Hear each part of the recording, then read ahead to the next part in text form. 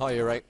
This is the first video in a series of about 4 or 5 that's going to show you how to program the PIC chip. PIC stands for Programmable Interface Controller. Fascinating, I know. But this is the little circuit board that's going to control all the lights and sound and sensors and things on your advertising project that your teacher's probably talked to you about. So hopefully, being as this is the first lesson on programming, your teacher's already been through this first bit with you and told you about the different components you've got available to use. Remember, this is an advertising display, and the whole point of it is it's supposed to be interactive, and the more sensors, the more lights, the more sounds, the more it can involve the potential customer with electronics, the better you've done with this project, and that's how you're going to be graded. So anyway, you've done this bit with your teacher. The bit I'm going to talk to you about in the video is this part here, how we're going to turn LEDs on and off. We're just going to do LEDs today. Video 2 will go on to how to do sound. Video 3, 4, 5, they'll start covering how to use the sensors and how to do clever things that will make your programming, well, just more interesting and easier to read and more efficient as well. Okay, so there's going to be about 4 or 5 of these videos. On that note, if you find this turning the LEDs on and off bit really easy and you've practiced it and you're completely happy with it, feel free to move on to video 2. There's no minimum speed you have to go at this project. If you feel you've done, you can move on to the second video in this lesson. Or likewise, if you feel you need a little bit more time on this, and talk to your teacher, and you might be able to spend some more time on just getting the LEDs working properly next lesson. Okay. At the moment, this is just practice, so you're not writing your actual program, you're just learning how to use it, and then within about 4 lessons time you will be programming the actual thing. Okay. So basically, be able, this is what you've got to be able to show your teacher by the end of the lesson, a working lighting pattern on Circuit Wizard simulation. I'll show you that in a minute, and ideally on one of the actual ready-made circuit boards as well, so I want you to download it. So this video will also show you how to download things. Anyway, enough talking. So hopefully you should have seen this, and if you haven't, then you will need to go and load this document up first of all. Okay, now this document, as it says in the PowerPoint, just to remind you, is located there. Okay, so you need to go to M Drive, Student Drive Tech, Year 8 Advertising Project, blank PIC circuit, and do what it says here, save it to your documents. Please do that. You obviously know where to find the video already because you're already here watching it. Okay. Handsome guy. So this is the document you're going to load up, and the first screen that you'll see is a picture of the circuit board. Now this will look very similar to the real ones that Miss might have demonstrated to you. Various different components on here. You've got LEDs, we've got a speaker, we've got 3 buttons, we've got an LDR, we've got a potentiometer. Okay. Now we're not going to mess around with the sensors today. These things here would be known as the sensors. This senses light, this senses motion, this senses you pressing buttons. So these can be ways customers can interact with your project. Speaker will obviously produce light, sound, and the LEDs will produce light. Now what's important is the numbers they're given. Okay, you'll see this LED at the bottom is known as Q0, this one Q1, Q2, and so on. The speaker is Q7. Even the inputs have numbers. Those numbers are important because that's how you associate them. Right, it's a bit like on a computer where your hard drive is called, I don't know, like on mine I've got C, and my DVD drive is called D, and the staff drive is called H. Alright, we have to give a letter to kind of find it. Alright, and these are like the letters that we use to find that particular thing we're trying to control. Okay, so basically in this program you've got 2 sheets you need to be aware of. You've got this one where you try out your ideas, and this tab down the bottom here, if you click, this brings up the sheet where you write your program. And all we're going to do is turn lights on and off today. Okay, we're going to focus on using outputs, high, low, wait, start and stop. Okay, so the easiest way to do it is just to turn a single light on and off. So let's have a look. I'm going to turn light number 6 on and then off again. I'm going to go back to my flowchart, and to turn a single light on you use this box called high. Okay, and dead easy to use. You just drag them out. Now because this is a flowchart, it always starts with start and happens in order. You'll notice if you drag it close, it will put the arrow in for you. If you put it further away, you'll have to join the arrow yourself from square to square, and you just do that by clicking. Okay. Now anyway, the important thing is every time you drag a box out, you have to double click on it and set it up. So this looks very confusing at first, but it's just saying which Q would you like to make high? Now in electronics, high means turn on, okay? So we wanted number 6, so we're going to pick Q6, okay? It's always good to put a caption in here, so I'm going to put turn on LED 6. That's what this box is doing. It will help me remember later, okay? This is a really simple program now. If I just put a stop here, I can now go and test this out. I click back on here and I press the play button, and what you should see, Q6 came on, and that's it. Okay, wow. Now obviously we want to make things a little bit more impressive, so I'm going to stop my program now. I'm going to go back to my flowchart, and what I'm going to do is I'm going to make 6 flash on and off. So the way I do that, I'm going to delete my stop. I'm going to put a low in, and I'm deliberately going to do this wrong to start with so you can see some things that happen. I'll show you this on a real circuit board as well. I'm going to put low Q6. Now low in electronics means to turn something off, and then I'm going to click, click, click and make an arrow back round to the start. So what this should do, right, is turn it on. High means turn it on, turn it off. Go back, do it again. Okay, I forgot to put a caption in here. Let's put that on. And if I press play, you'll see the LED is kind of flickering. Alright, now what I'll do is I'll insert into the video now, you should see it coming up on your screen right now, a picture of what happens in real life when you do this, but you should see your LED is actually appears to be on all the time when we download this to the real program. There's a reason for that, okay?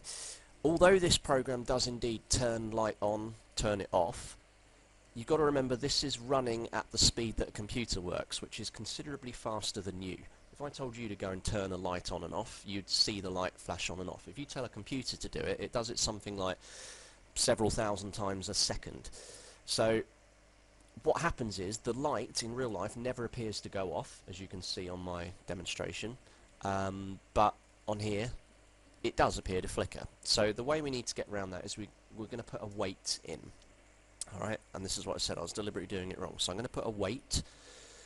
I'm going to turn the light on, then I'm going to wait, let's just say half a second, 0.5 of a second, and then I'm going to put a wait for how long it's turned off for as well. So turn the light on, wait half a second, turn the light off, wait another half a second.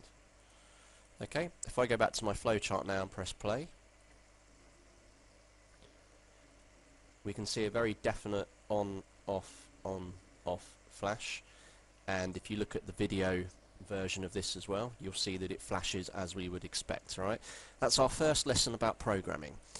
What works on the simulation and seems to work okay can quite often have a very different effect in real life, because the simulation, which is what this is, runs a lot slower than real life does, and you need to be aware of that. So what I'd like you to do is, even if you think you've written your program for your project and you think it's perfect and you've tested it out on here and it appears to be perfect, you must download it as it shows you in the end of the video and test it on the real thing and just check it actually behaves the same.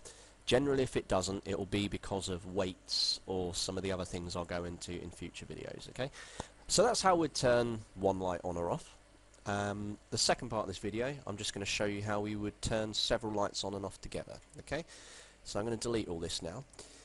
If we want to turn more than one light on at the same time, we use outputs. Outputs, the S makes it plural, that means more than one.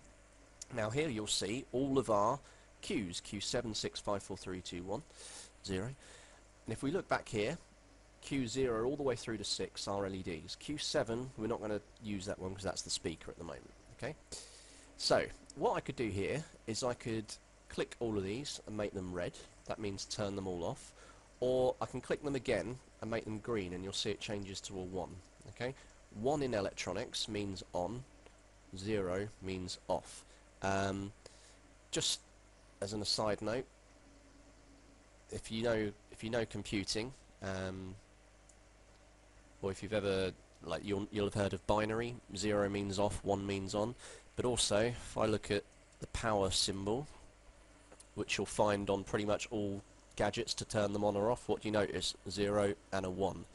Okay, that's the same as this. It means off or on. Alright, that's where it comes from. 1 means on, 0 means off. So what this should do is turn on every other LED. I'm going to do that for, I'm going to make this a bit quicker now, 0.25, quarter of a second. And I'm going to get another outputs box, and this time I'm going to turn on the opposite ones. Okay, so just to show you, I've got those ones on, and on here I've got these ones on. Make sure you put a wait for how long you want them off for as well. You have to tell everything in electronics or programming. You can't just say I want it on for an amount of time then off. You have to tell it how long you want it to be off for as well if you want your program to behave properly. Okay, so let's go back to here, press play, and now what we'll see, a lot more interesting. Okay, every other LED looping. Now just an aside here, what's really useful is you can click show the flowchart program window, and what that will do, it'll run a lot better on your computer than it probably is through YouTube, but you can see it shows you the part of the program that it's running at that time. Okay, you can also click this one, view the inputs and outputs, so you can see them going high, low, on, off, in sync. Alright, so you can explore your program, and if things are going wrong you can use these tools on the right to help you work it out. Okay, that's pretty much all I'm going to show you. Other than that, you might want to know that as well as wait, you've also got a bit further down here somewhere is one called pause. Now wait and pause do the same thing, they both delay, but pause works in milliseconds and wait works in seconds. So if you put wait 1 in this box, that will wait for 1 whole second. If you put pause 1, it will pause for a millisecond, which is 1,000th of a second, right? A lot quicker. So experiment with these. What I want you to do is basically build a pattern of your own. Try and be really clever, alright? Don't just do what I've done. How about turning them on and off in a sequence, so 0, 1, 2, 3, 4, 5, 6, 5, 4, like in a kind of streaming backwards and forwards pattern. Or make it switch between patterns, but experiment. I want you to play around. Once you've done that, you're going to download it to the real program, which I will show you with my video recorder on my phone, because I need to go out to my shed to download this program, because I don't have a download cable in here. Right, hi again. So this final part of the video is just going to show you how to do the downloading part. I've had to bring you out to Mr. Winter's man shed to do this bit because I don't have a download cable that fits my laptop. Anyway, so this is what the real circuit board's going to look like.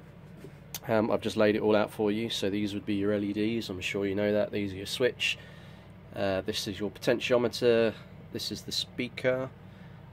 Push to make switch, there's 2 of those somewhere, and then there's an LDR there, which stands for light dependent resistor. So these are all the bits. What you need to know on how to download is, firstly, you've got to have a battery. Without a working battery, you can't download. If it doesn't work and it won't connect to the computer, then what I recommend you do is you try and have a battery in the first port. Next part, try and have a circuit board. There should be loads of them, because I spent my whole Christmas making them. Anyway, right, so plug a battery in. Now, don't be alarmed if when you plug it in, it starts doing something already. That doesn't mean somehow it's gained sentience and artificial intelligence and has programmed itself. It just means whoever used it before you, well, that's their program. Okay, so you're going to have to overwrite it. So anyway, plug it in with a battery. Must be this type of battery, by the way. 4.5 volts. Each of these is 1.5, making 4.5 in total. Do not use a 9-volt battery or you'll blow it up and I won't be very happy. Right, and then look in your computer. You should find one of these things, a download cable. Okay, that should be plugged in the back of your machine. If not, go and see a teacher for one. Now when you plug that in, the screen, which is normally greyed out, should, when you plug it into this little port down here, it's like a headphone socket. There we go, it should pop up with connected. To download is dead easy. You just go to this option here called Run Live. That will put whatever you've got on the screen onto your chip. Okay, so I'll click that. It will say downloading. Now, mine did it quickly because I already had the program installed. But just to show you it, If I was to say change the time delay, so let's make it 0.5 and 0.5. I'll try it again, click run live. There you go, you can see it says downloading now. Okay, it takes a few seconds, and that has now put my program onto the chip. Okay, so that's how you download it. As I said in the rest of the video, I want you to make sure you try a combination of programming it on the computer and testing it out on the screen, and also try out your ideas on the real circuit board, because as we found out, it doesn't always work the way you expected it to in real life.